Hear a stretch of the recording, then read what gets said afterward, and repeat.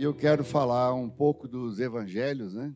Cada evangelho mostra Jesus de alguma forma. E Mateus mostra Jesus como um rei messiânico, filho de Deus.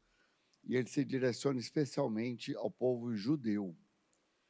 Já Marcos é como servo obediente, apresentado aos romanos, e simbolizava o boi, o servo.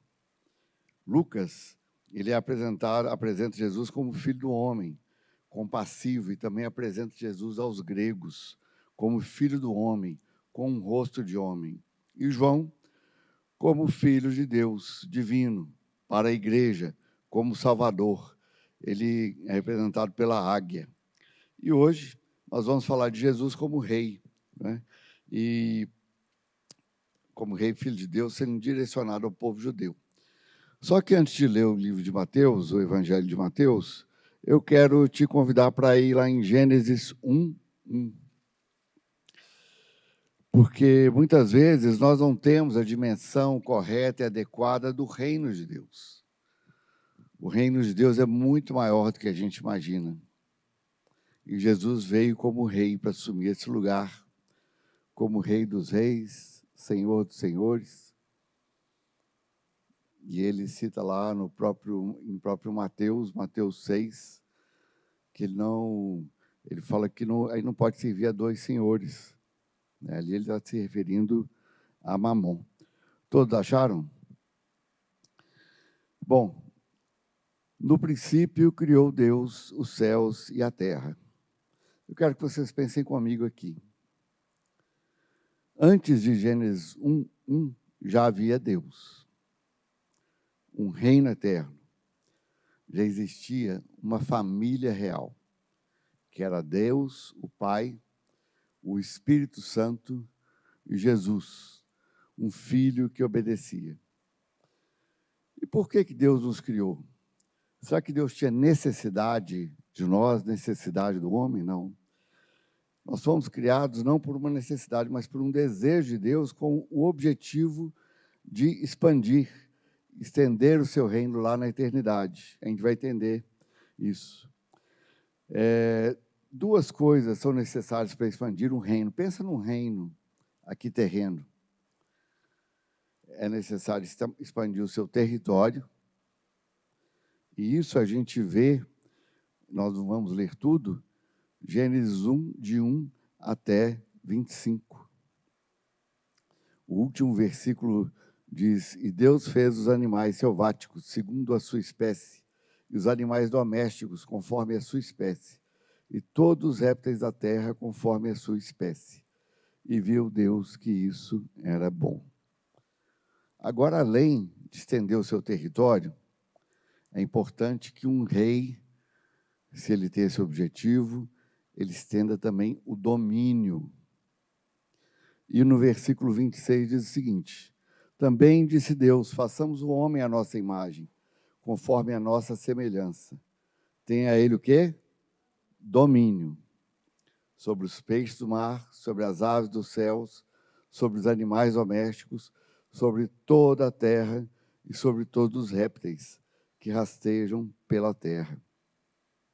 E no versículo 27, diz assim: Criou Deus, pois, o homem, a sua imagem, a imagem de Deus o criou, homem e mulher os criou. Então, quando Deus criou a terra, né, lá em Gênesis 1, fala que a terra era sem forma e vazia, né, o Espírito de Deus pairava sobre as águas. E aqui a gente vê até o versículo 25 a descrição de como que Deus fez tudo. Então, ele estava estendendo o domínio do seu reino, o território do seu reino para a terra. Agora, para ter o domínio é preciso ter pessoas. E aí, se a gente observar no Evangelho de Mateus, ele traça a linhagem, a gente vai voltar em Gênesis, tá? Ele traça a linhagem de Jesus desde Abraão. E vamos fazer um retrospecto aqui bem rápido, de Gênesis, dos pontos mais marcantes. Teve lá Caim, Abel. Caim matou Abel. Em Gênesis 6, né, os filhos dos anjos, né, coabitaram com as filhas dos homens. Os anjos, né, coabitaram com as filhas dos homens. Noé, houve uma destruição geral. Depois Noé plantou uma vinha, né, e só a família dele que permaneceu. Gênesis 11, a Torre de Babel.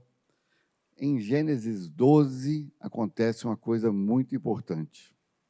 Em Gênesis 12, vão lá abrir a Bíblia, quem puder, nós vamos ler dos versículos 1 até o versículo 3. Ora, disse o Senhor a Abraão: sai da tua terra, da tua parentela e da casa de teu pai, e vai para a terra que te mostrarei. De ti farei uma grande nação, e te abençoarei, e te engrandecerei o nome. Sê tu uma bênção. Abençoarei os que te abençoarem, e amaldiçoarei os que te amaldiçoarem. Em ti serão benditas todas as famílias da terra. Então veja como que é importante isso.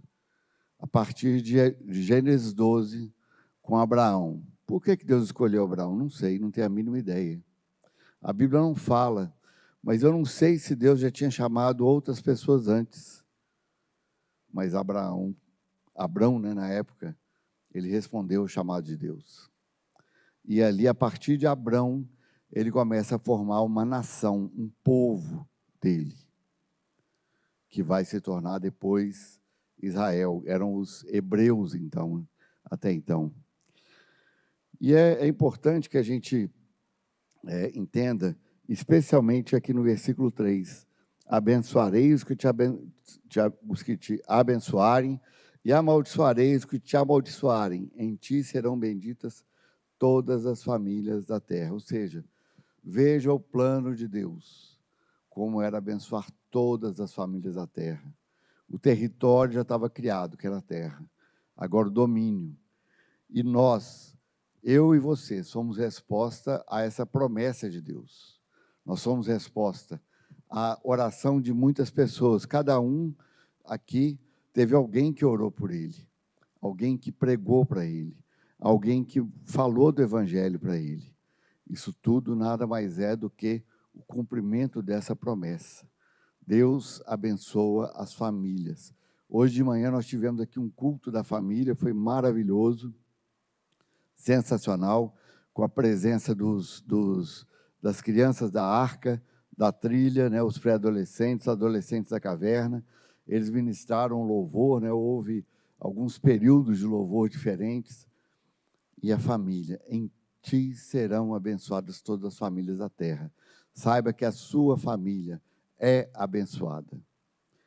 A promessa já foi feita por Deus e Deus vai cumprir. Ore, lute.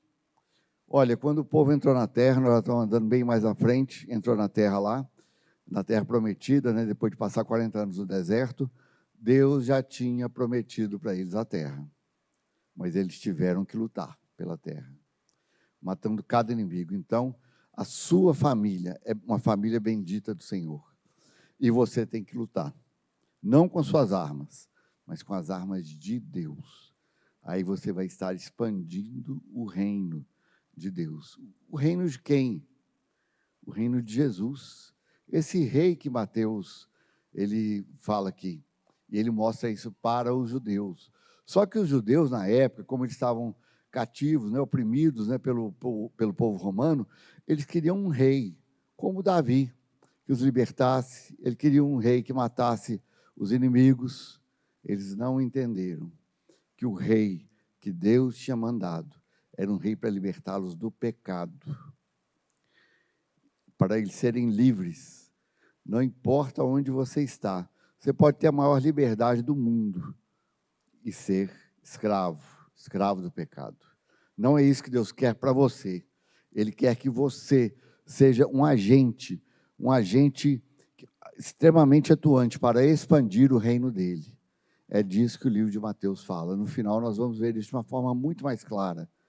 Deus quer que você haja para expandir o domínio do território dele.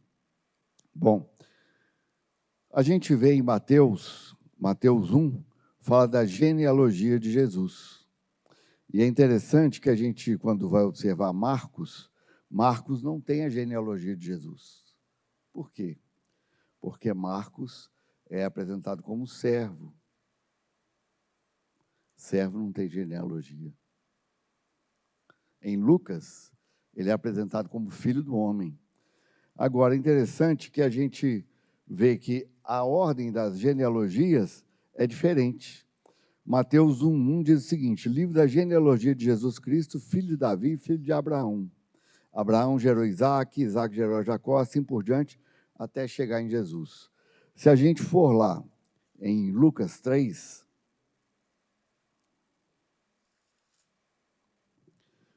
a partir do versículo 23, diz assim: ora, tinha Jesus cerca de 30 anos ao começar o seu ministério. Era como se cuidava, filho de José, filho de Eli. Ele vai exatamente ao contrário, na direção oposta da genealogia de Mateus. E, no versículo 38, fala Cainã, filho de Enos, Enos, filho de Sete, e esse filho de Adão, Adão, filho de Deus. Então, veja, Adão foi criado como filho de Deus. O pecado o separou. E Jesus veio.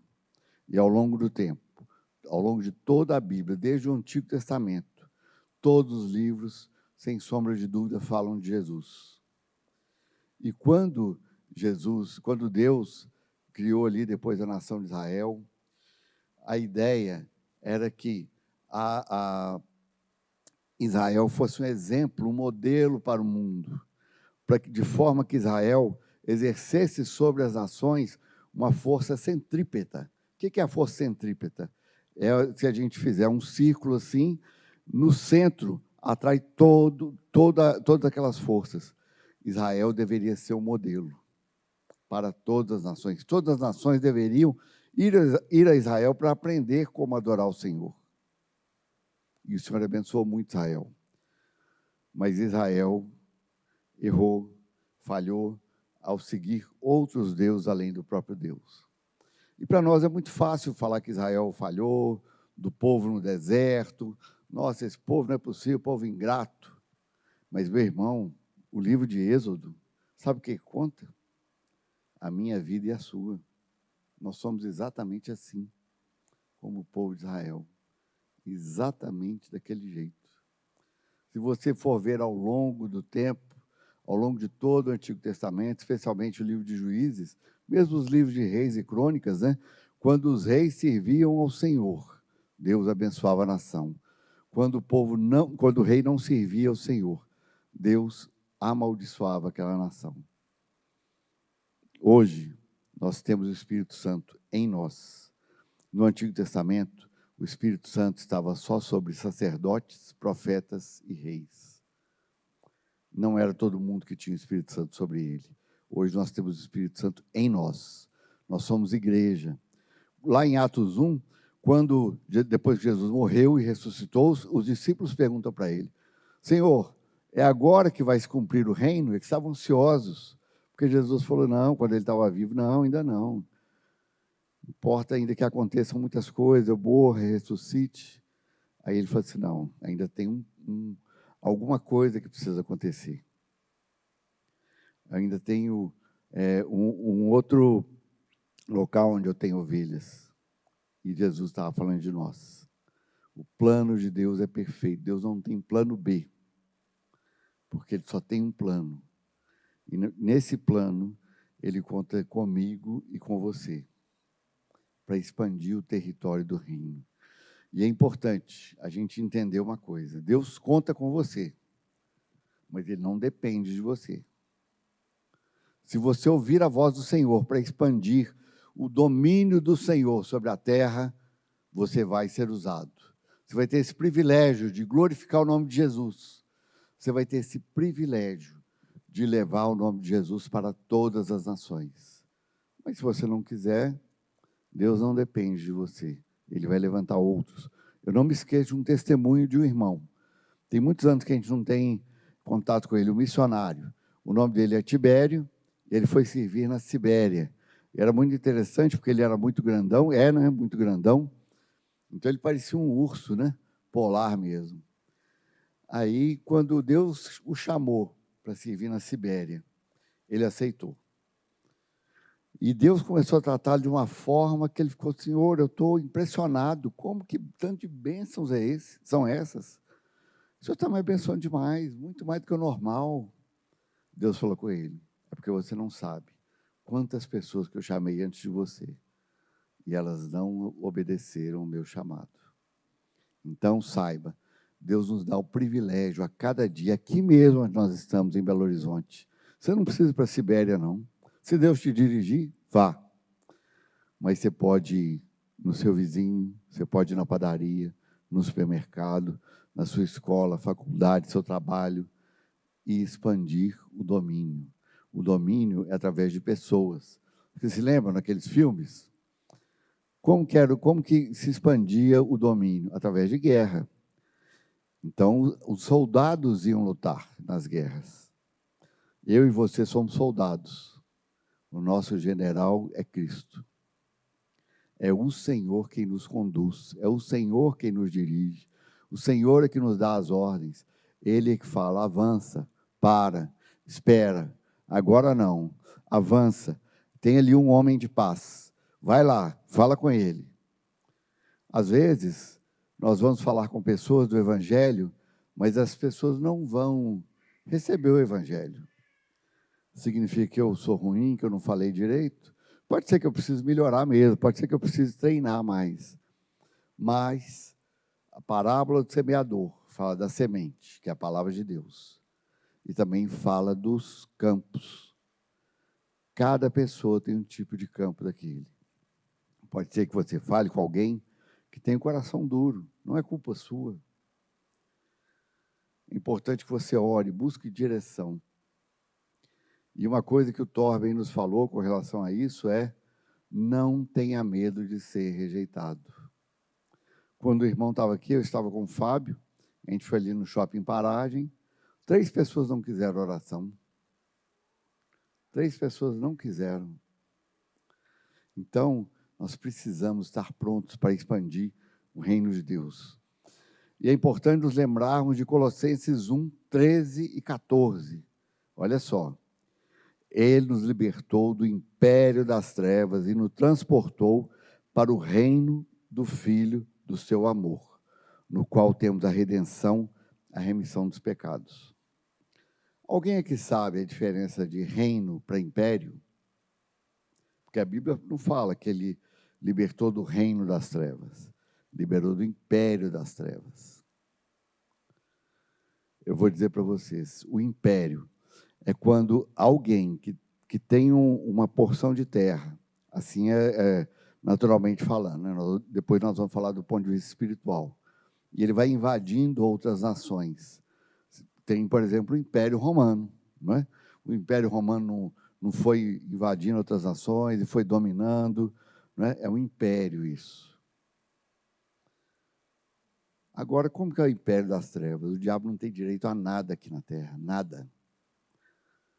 Mas ele vai tomando vidas, ele vai tomando lugares onde as obras dele são feitas. Aí existe legalidade para que ele tome aquele lugar. Onde há pecado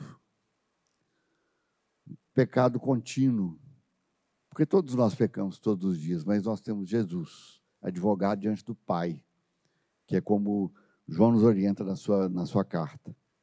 Se pecarmos, temos advogado junto ao Pai, Jesus Cristo, o justo. Então é importante. Mas um local onde continuamente é cometido pecado, tem nações que são terríveis, normalmente a corrupção é resultado de pecado. E é importante a gente se lembrar, nós não temos dias sagrados, nós não temos lugares sagrados. Isso aqui não é um altar, isso é uma plataforma. Onde que está o altar hoje? Nos nossos corações. Aqui é altar, aqui não. Então, é importante a gente se lembrar disso. No Novo Testamento não existe uma referência a um lugar sagrado.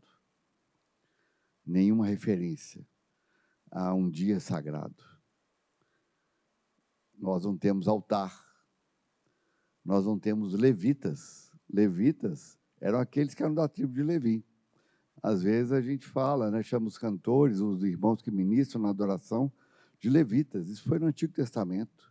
No Novo Testamento não tem nada, não cita isso. Então é importante que nós adoremos o Senhor. E por que eu falei que nós não temos nenhum lugar sagrado? Aqui, nesse lugar onde nós estamos aqui, é sagrado? Não. Porque onde nós estávamos até 2016, hoje é a Drogaria Araújo. Se lá fosse sagrado, não podia ser a Drogaria Araújo. Mas por que você, quando chega aqui, muitas vezes você sente uma unção, você sente uma paz, você sente um ambiente diferente? Porque assim como no lugar onde o pecado é cometido de forma rotineira e estimulado, você chega em alguns lugares e você sente um ambiente pesado. Aqui é um lugar onde nós adoramos a igreja do Senhor, aqueles que são sagrados para Deus, santos, separados do mundo, adoram o Senhor. Então, a atmosfera desse prédio, a atmosfera desse lugar, e nós oramos para que a atmosfera dessa região toda seja alcançada por essa bênção, por essa atmosfera de adoração. Eu ainda sonho em ver as pessoas chegando aqui, passando aqui na porta, parando seus carros e entrando aqui querendo se arrepender dos seus pecados, porque a atmosfera aqui nesse lugar as atrai para cá, as constrange com relação ao pecado. Eu ainda quero ver isso acontecer aqui. Isso é avivamento. Bem, agora vamos falar de Mateus, né? Eu quero ler Mateus 5, versículos 1 a 16, que são as bem-aventuranças, e é o início do Sermão da Montanha. Bem, muitos estudiosos chamam esses capítulos, Mateus 5, 6 e 7, de a constituição do reino. Porque se nós temos um rei, temos um reino, esse reino tem que ter uma constituição. Não é isso? E diz assim, em Mateus 5, versículo 1. Vendo Jesus as multidões, subiu ao monte, e como se assentasse, aproximaram-se os seus discípulos, e ele passou a ensiná-los, dizendo: Bem-aventurados os humildes de espírito, porque deles é o reino dos céus. Bem-aventurados os que choram, porque serão consolados. Bem-aventurados os mansos, porque herdarão a terra. Bem-aventurados que têm fome e sede de justiça, porque serão fartos. Você está tendo agora, irmão, fome e sede de justiça? Com tanta injustiça acontecendo no mundo. E nós seremos fartos. Bem-aventurados os misericordiosos, porque alcançarão misericórdia. Bem-aventurados os limpos de coração, porque verão a Deus. Bem-aventurados os pacificadores, porque serão chamados filhos de Deus. Bem-aventurados os perseguidos por causa da justiça, porque deles é o reino dos céus. Quero fazer uma pausa aqui. Isso aqui se parece com o que se prega na maioria das igrejas hoje? Que você às vezes vê pelo YouTube? Não.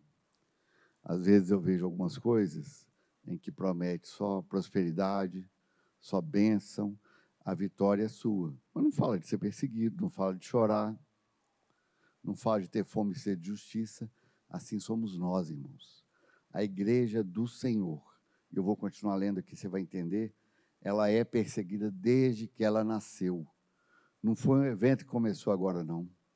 Nós aqui no Ocidente, nós temos um ambiente que é muito mais favorável com relação a isso do que no Oriente. Mas a gente tem que ponderar se essa liberdade que a gente tem, se essa falta de perseguição que a gente tem, não funciona muito mais contra nós do que a nosso favor. Porque se nós temos mais liberdade, nós deveríamos proclamar o Evangelho com mais intrepidez. Nós deveríamos glorificar o nome de Jesus com mais intrepidez. Deveríamos adorar o Senhor com mais intrepidez. E vamos continuar aqui no versículo 12. 11. Bem-aventurados sois quando por minha causa vos injuriarem e vos perseguirem, mentindo, disserem todo mal contra vós. Ah, irmão, ora por mim, porque eu estou sendo perseguido no meu trabalho, meu chefe está não sei o que lá. Ah, irmão, ora por mim, porque a vizinhança está se levantando contra mim, o diabo está se levantando contra mim. Irmão, isso está escrito na Bíblia, vai acontecer mesmo. Só se você for relevante. Agora, seu chefe pode estar se levantando contra você. Na verdade, ele não está se levantando, ele está trabalhando, sendo fiel à empresa. Se você não trabalha corretamente, se você faz corpo mole, se você chega atrasado, sai mais cedo, não cumpre os prazos que a empresa propõe para você ou define para você, aí você vai ter problema mesmo, né? Então, é importante a gente entender que, se formos relevantes, vamos ser perseguidos. Não tem escolha. O que Jesus fala? Regozijai-vos e exultai, porque o grande é o vosso galardão nos céus. Pois assim como perseguiram os profetas que viveram, antes de vós. E o que Jesus fala no 13? Vós sois o sal da terra. Ora, se o sal vier a ser insípido, como lhe restaurar o sabor? Para nada mais presta, senão para lançado fora, ser pisado pelo homem. E a pergunta que eu faço para mim, eu sugiro que você faça para você também. Eu estou sendo o sal da terra, onde eu sou? Eu estou fazendo diferença? Ou eu estou sendo alguma coisa insípida, que não fede nem cheira, tanto faz eu estar como não estar? E o 14, vou ler até o 16. Vós sois a luz do mundo. Não se pode esconder a cidade edificada sobre um monte, nem se acende uma candeia para colocar debaixo do alqueire, mas no velador, e alumia a todos que se encontram na casa. Assim brilhe também a vossa luz diante dos homens, para que vejam as vossas boas obras e glorifiquem a vosso Pai que está nos céus. A sua luz está brilhando, irmão? Você está sendo um farol, você está sendo uma referência para as pessoas? Você está colaborando para que o domínio do reino de Deus seja ampliado? A gente precisa estar atento a isso. A cultura do reino, e todo povo tem uma cultura, né? O povo oriental tem uma cultura, o povo ocidental tem uma cultura, e nós somos do reino, somos igreja do Senhor. Nós temos também uma cultura, existe uma cultura do reino. E muitas vezes a gente cria uma expectativa para funcionar nessa cultura do reino, para absorver essa cultura, mas, na verdade, a gente tem ainda uma mentalidade de escravo. A gente não entendeu que Jesus nos libertou do pecado. Nós somos livres para proclamar o nome dele. A gente fica com uma mentalidade de escravo. E Romanos 12:2 diz: transformai-vos pela renovação da vossa mente. Transformai-vos pela renovação da vossa mente. E tem até um livro com esse título que eu vou dizer aqui. Existe um campo da batalha que acontece na nossa mente. Então, a gente tem que cuidar da nossa mente. A gente tem que cuidar com o que entra pelos nossos olhos, pelos nossos ouvidos. Eu não vou entrar no mérito. É pecado fazer isso, é pecado fazer aquilo, é pecado fazer aquilo outro. Meu irmão, nós somos maduros, mas cuide daquilo que entra pelos seus ouvidos, daquilo que seus olhos veem e que você vai ter pensamento sobre aquilo. Você é maduro o suficiente para fazer as suas escolhas. E é muito importante que nós façamos essas escolhas. Nós não precisamos de uma melhora em nós não precisamos ser a nossa melhor versão, porque a nossa melhor versão é ruim demais, muito ruim. Não chega nem aos pés do Senhor, nós precisamos ser transformados pelo Senhor. E essa transformação vem através da renovação da nossa mente, através do Evangelho de Cristo. É a palavra que nos transforma, é a comunhão com Deus que nos transforma, é a adoração, é a intimidade que nos transforma. 2 Salmos, 115 e 135, falam que aquelas pessoas se tornam iguais àqueles a quem eles adoram. Então, se você adora a Deus, você vai se tornar igual a Ele. Podemos ainda fazer um paralelo, né, extremamente tosco, mas nos ajuda muito. Se você se expuser ao sol de uma forma constante, a sua pele vai trazer as marcas do sol. Aí você fica moreninho, você fica queimado, mas se você passar alguns meses fora do sol, você perde aquilo que você adquiriu, você começa a ficar mais amarelado de novo. Então é importante que você se exponha a Deus sempre, sempre, sempre. Lembre-se que você tem a missão, eu e você temos a missão de estender o domínio do reino de Deus sobre a terra. E a gente precisa aprender a cultura do reino. E Jesus chamou os apóstolos, mas só que ele pegou emprestado um termo que, na verdade, foi usado inicialmente pelos fenícios e gregos, que foram os primeiros a desenvolver e a usar a palavra apóstolo. Mais tarde, o Império Romano adotou a palavra e desenvolveu o seu significado e função ainda mais. Apóstolo, em sua forma mais simplista, significa um enviado. Então, todos nós, de certa forma, temos um ministério apostólico aqui, nessa terra. Para onde você for, você vai estabelecer os fundamentos do reino, naquela cultura. Nem por força, nem poder, mas pelo Espírito Santo de Deus. É pelo Espírito Santo dele, porque a obra é dele. Então, é o Espírito Santo que vai te falar. Agora, é fundamental, eu já falei isso aqui algumas vezes, quero repetir, que tenhamos um coração contrito, quebrantado, arrependido. Quero ler o Salmo 34, 18. Todos os salmos, a Bíblia inteira é sensacional, mas tem alguns salmos que a gente tem mais afinidade, a gente gosta mais. E o Salmo 34 é um deles. No versículo 18 está assim: perto está o Senhor dos que têm o coração quebrantado e salva os de espírito oprimido. Você tem o coração quebrantado?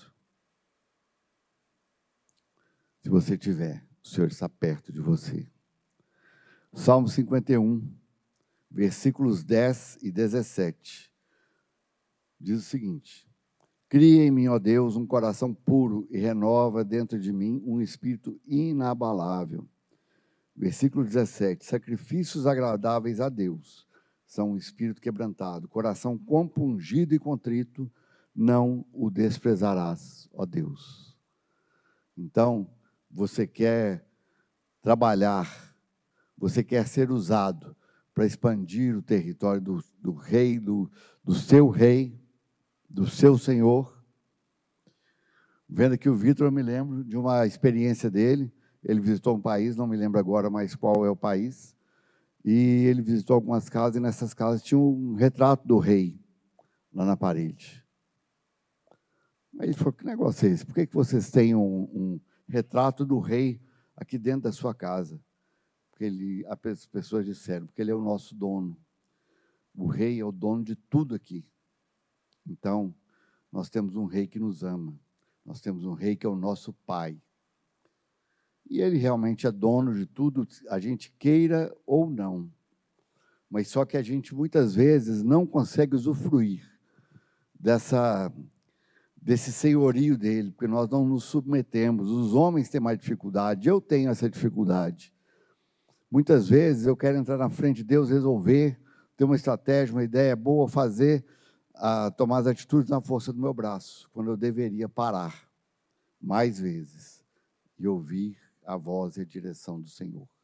Assim, eu vou estar contribuindo para a expansão do domínio, né? E tem uma coisa que Deus fala, né? Depois, no capítulo, no Evangelho de Mateus, ele fala outras coisas, e tem uma delas que eu quero falar, está lá em Mateus 11, de 11 a 13, que é uma coisa muito importante diz respeito a nós, a nova aliança. Isso aconteceu quando João Batista estava preso lá no cárcere. Ele manda perguntar para Jesus se era ele mesmo o Messias. Era ele que tinha que vir? Aí ele manda lá os mensageiros responderem e diz, Mateus 11, de 11 a 13, em verdade vos digo, entre os nascidos de mulher, ninguém apareceu maior do que João Batista. Quer dizer que ele está falando de Abraão, Elias, Moisés, o próprio Davi, um adorador. Foi Jesus que falou, não foi a opinião de um apóstolo. Então, se Jesus falou, é porque é verdade mesmo. Agora, quantos milagres João Batista fez? Que você já leu aí na sua Bíblia. Quantos milagres João Batista fez?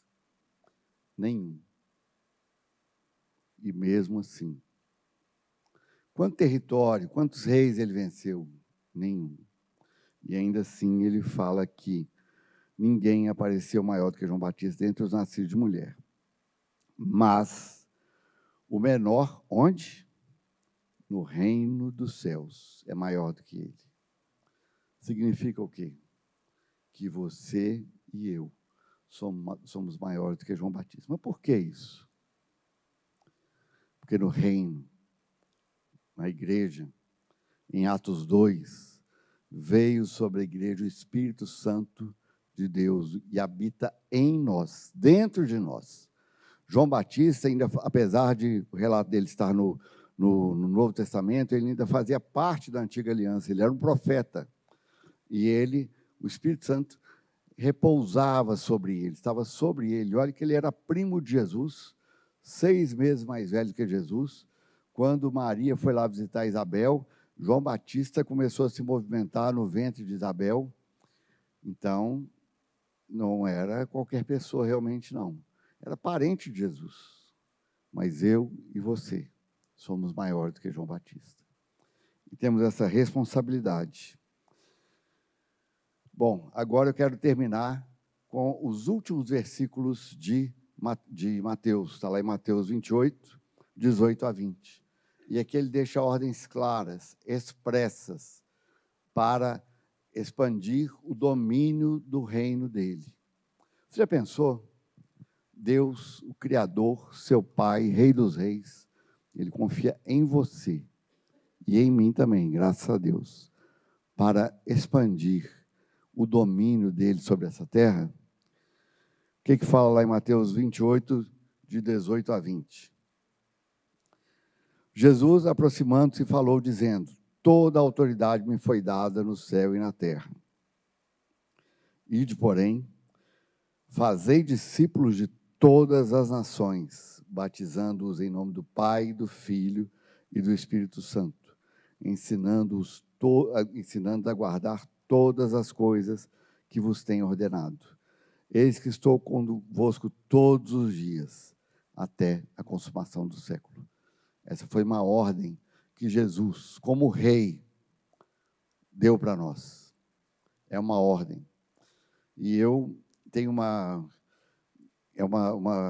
Deus me proporcionou e proporciona ainda uma experiência que eu agradeço a Ele. Eu não era digno disso. O Senhor me colocou em missões. Eu nunca tive um chamado missionário. Mas o Senhor me deu o privilégio de estar ali para servir os nossos missionários. E essa frase que eu estou usando aqui, eu nunca tive um chamado missionário, foi exatamente o que uma irmã missionária americana, que trabalhou inclusive aqui na Amazônia, não sei se exatamente no Brasil, mas na Amazônia, ao se aposentar, ela foi entrevistada por um repórter lá nos Estados Unidos, e ela fez muitas coisas, a obra dela foi grandiosa. Ele perguntou: irmã, Sophie Miller, que é o nome dela, Sophie Miller, irmã, como é que foi o seu chamado? Ela falou assim: eu nunca tive um chamado. Eu vou dizer para vocês, eu falei aqui, assim como ela eu nunca tive. O que ela falou foi o seguinte: eu li uma ordem e obedeci. Então, eu quero me colocar aqui. Essa mesma ordem que ela leu, eu li agora para todos nós. E eu quero me arrepender diante do Senhor, porque não de uma forma completa como o Senhor espera, eu tenho obedecido. Eu não preciso ter um chamado missionário para isso. Existe uma ordem do Senhor. O que nós precisamos é obedecer essa ordem. Obedecer aquilo que o Senhor diz. Está claro nas Escrituras. Nós não somos como a igreja perseguida, que às vezes cada um tem só uma folhinha. Nós temos a Bíblia aqui, em várias versões. Tem Bíblia do executivo, da mulher, da criança, de não sei o que lá. Mas nós temos acesso à Bíblia. E todas as ordens estão aqui. nós precisamos obedecê-los. E nós temos um rei sobre nós. Jesus é o nosso rei. E que nós tenhamos, não a foto dele, que não é o caso, mas ter no nosso coração o Senhor em nós. Quem não precisa ter uma foto de Jesus na nossa casa, como o povo daquela nação fazia com aquele rei, mas que nós tenhamos isso cravado no nosso coração. Amém? Quero orar aqui. Senhor nosso Deus e Pai, nós queremos nos arrepender aqui diante do Senhor, Pai, porque o Senhor é o nosso rei. O Senhor veio para nos livrar do império das trevas. O Senhor nos transportou para o reino do Filho do seu amor. Pai, muito obrigado, Pai, muito obrigado por isso, por tudo que o Senhor fez, enviando o seu Filho, para que eu e meus irmãos aqui, aqueles que vão ver esse vídeo mais à frente, pudessem estar em sua presença, sendo que o Senhor já pagou por tudo, e o Senhor é o nosso Rei. Jesus é o nosso Rei, e nós nos submetemos, nós nos curvamos diante do Senhor, nós te honramos o Senhor como um rei deve ser honrado, e agradecemos o privilégio de poder estar na sala do teu trono, todas as vezes que desejarmos. Muito obrigado, Pai, em nome de Jesus. Amém.